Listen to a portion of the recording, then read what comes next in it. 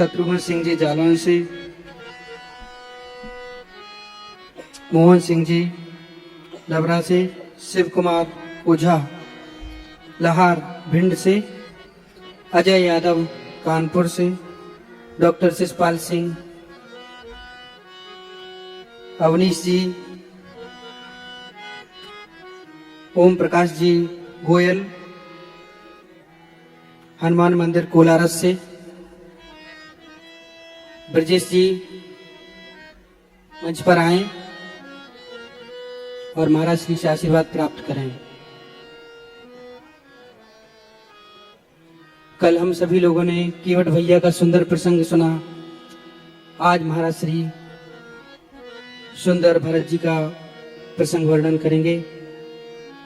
हम सभी लोग प्रेम सहित श्रवण करेंगे। सभी लोग शांति बनाए रखें।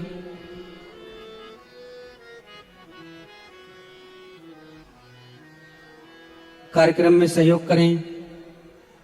मेरा आप सभी लोगों से निवेदन है, सभी लोग व्यवस्थित रूप से बैठ जाएं और कार्यक्रम में सहयोग करें। कृपया इधर उधर न खड़े रहें, पंडाल में बैठ जाएं।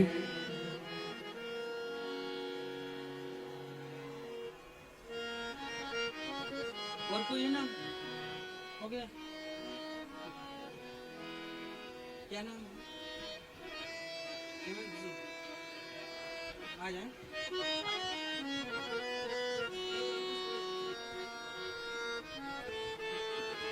महेश चतुर्वेदी जी दुर्गापुर से पधारे हैं, वो भी क्रम में आ जाएं।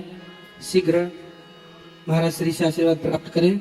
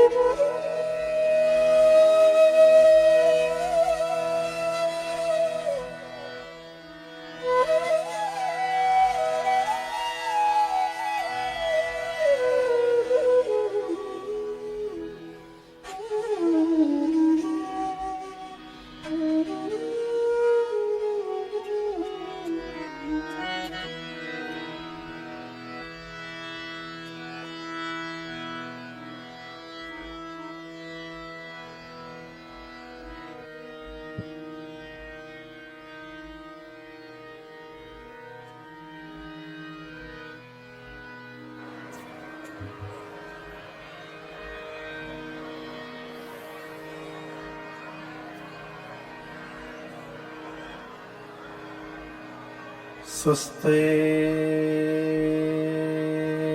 श्री गणेशाय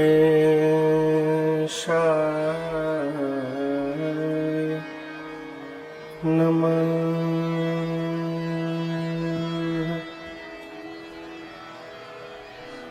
श्री सरस्वत्यै नमः। श्री परमात्मने नमः। श्री जानकी वल्लभो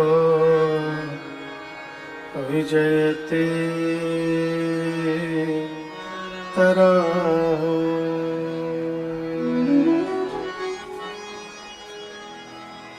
श्री राम कथा रस रसिक प्रभु शंभुनाथ हनुमान प्रेम सहित आसन धरा।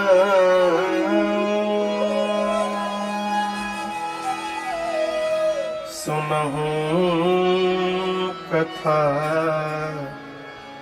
करूँगा। सियावर रामचंद्र भगवान की। श्री सीतानाथ समारंभा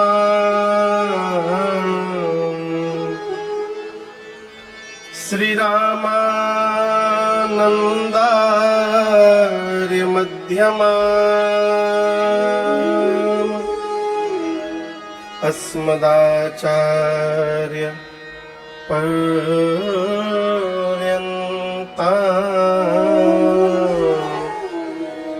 वंदे श्री गुर परंपरा।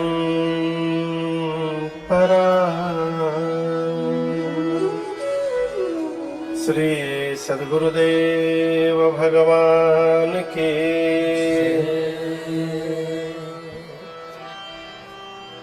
लोक पवन सुत हनुमान की। पूज्य पाद गोस्वामी तुलसीदास जी महाराज की। श्री रामचरितमानस भगवान की। नमः पार्वती पतये हर हर महादेव।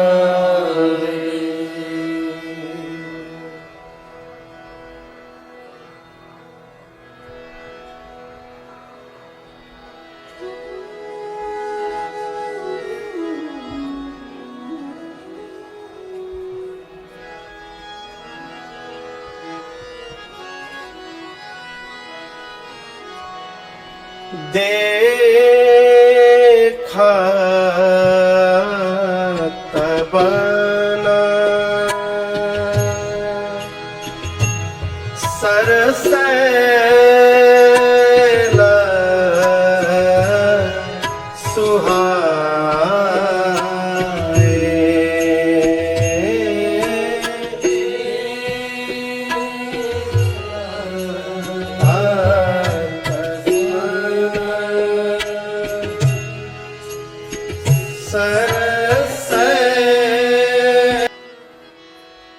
अनंतानंत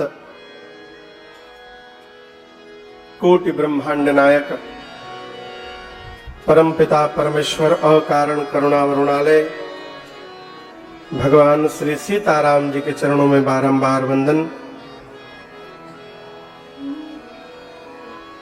देवादिदेव भगवान महादेव जगत जननी मां अन्नपूर्णा एवं अनंत बलवंत श्री हनुमंत लाल जी महाराज के श्री चरणों में साष्टांग दंडवत। प्रातः स्मरणीय परम पूज्यपाद गोस्वामी श्री तुलसीदास जी महाराज के चरणों में बारंबार वंदन।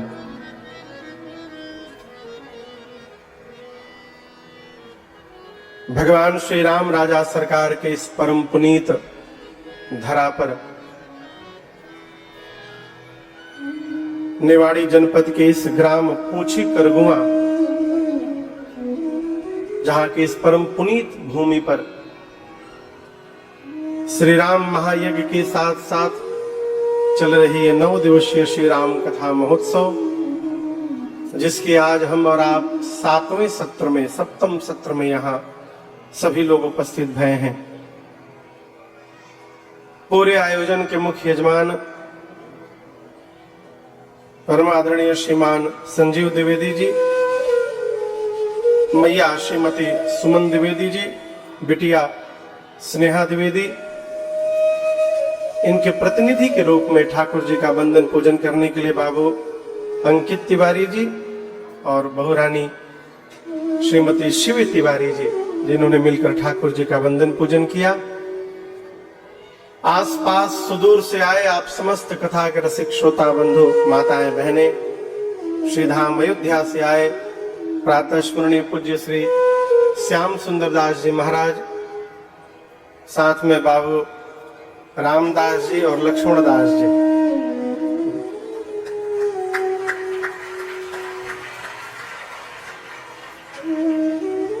आसपास सुदूर से आए आप समस्त कथा के रसिक श्रोता बंधु, माताएं, बहनें,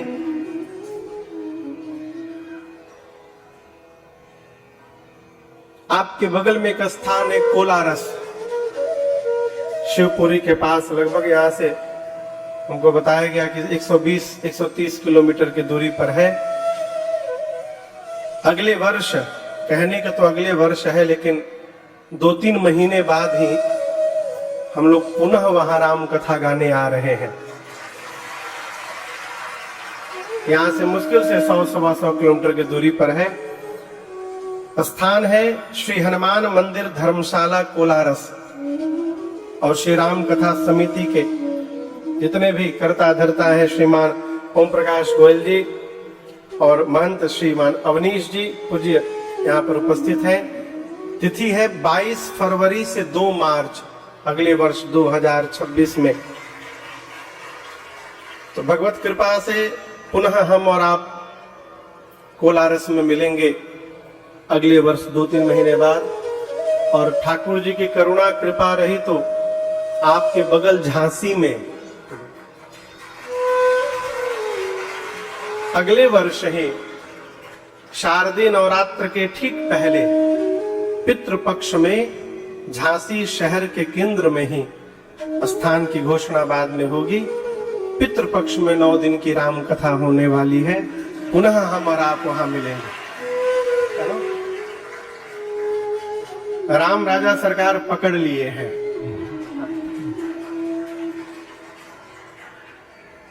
तो जितने भी लोग कोलारस से यहाँ पर आप लोग यहाँ आए हैं, और भी जितने भी आसपास सुदूर से कथा के नेमी प्रेमी जन उपस्थित हैं, अपनी इस मंडली के साथ मंच पर उपस्थित श्रद्धेय श्री कुलदीप जी महाराज के साथ हम आप सभी लोगों को प्रणाम करते हैं। सादर जय सिया राम। जय सिया राम। और ऊर्जा से बोलिए जय सिया राम। जय सिया राम। अभी भी नहीं बनी बात, और दम लगा के थोड़ा जय सिया राम। जय सिया राम। ये हुई ना बात। जोर से जयकारा क्यों लगवाते हैं जानते हैं? अगल बगल यदि कोई ध्यान में चला गया होगा तो वो भी जग जाएगा। तो कल छठे सत्र में हमने और आपने गाया, श्रवण किया,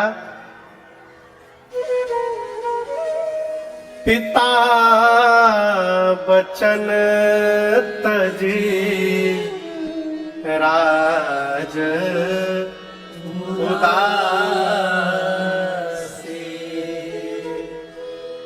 दंडक बन बिचरत अविनाशी।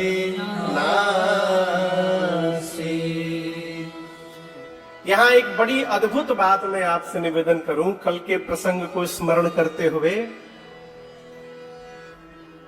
आप मानस जी को पढ़िएगा, श्री चक्रवर्ती जी ने एक बार भी राम जी को यह नहीं कहा कि आप वन चले जाइए, एक बार भी नहीं कहा। राम जी केवल सुने कि पिताजी ने मां को वचन देने से पूर्व मेरी सौगंध ली है। राम की सौगंध कैकेयी मैं आपको दूंगा। और राम जी सुने और स्वयं राम जी वन चले गए। ये प्रसंग कहता है जीवन में आज्ञा का पालन किया जाता है, कराया नहीं जाता है। सामने वाले के भीतर यदि चेतना नहीं है तो आप डंडे के जोड़ पर आज्ञा का पालन नहीं करा सकते हैं। राम जी स्वयं बन गए हैं। और एक महापुरुष कह रहे थे, महाराज राम बन गए तब राम बन गए। यदि राम बन न जाते तो राम न बन पाते, राजकुमार ही रह जाते। भगवान बन गए, साथ में मां और लक्ष्मण भैया भी गए। किसी श्रोता ने आज से लगभग 3-4 साल पहले मेरे से प्रश्न किया कथा के बाद में कि महाराज श्री वनवास राम जी का हुआ था, सीता जी क्यों चली गई? उनके लिए तो उचित था कि वो अयोध्या में रहती, चक्रवर्ती जी की माताओं की, सासू माताओं की सेवा करती। अपना सेवा कर्तव्य छोड़कर वो भी राम जी के साथ वन में चली गई। सामान्य दृष्टिकोण से ये प्रश्न सही भी है, परंतु मैं आपसे निवेदन करूं,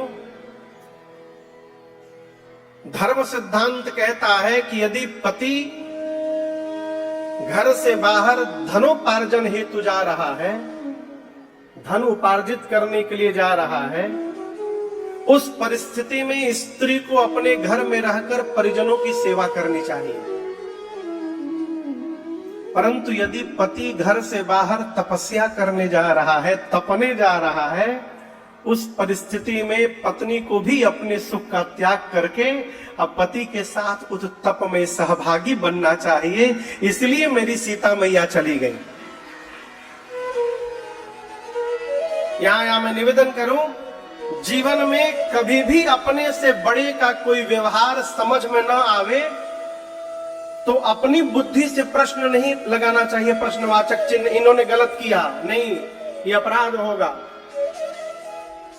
बड़े की बात, बड़े का व्यवहार समझ में ना आवे तो ये मानना चाहिए कि अभी हम ये समझने लायक हुए नहीं हैं। अभी हमारी योग्यता, पात्रता, क्षमता इतनी नहीं है कि हम इस बात को, व्यवहार को समझ सके। भगवान बन चले, श्रृंगवेरपुर में निषाद राजगुह से मिले, केवट भैया से भगवान मिले। कल आपने कथा श्रवण की। चरणामृत पान करके केवट जी ने भगवान को गंगा के उस पार पहुंचाया। कई लोग इस प्रसंग में कहते हैं ना कि केवट जी ने राम जी से कहा कि प्रभु मैंने आपको इस पार लगाया, वो क्या है ना, नाई से ना नाई लेत, धोबी से ना धोबी लेत, हा? ऐसे कुछ है, आप लोग भी सुने होंगे।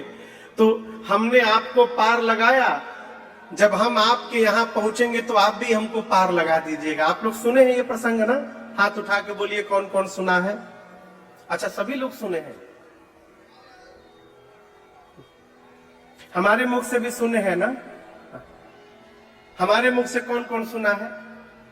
बाह्यों में 10-20 लोग हाथ उठा दिए, और जबकि हम आज तक ही बोलबे नहीं किए हैं। ये सिद्धांत बिल्कुल गलत है।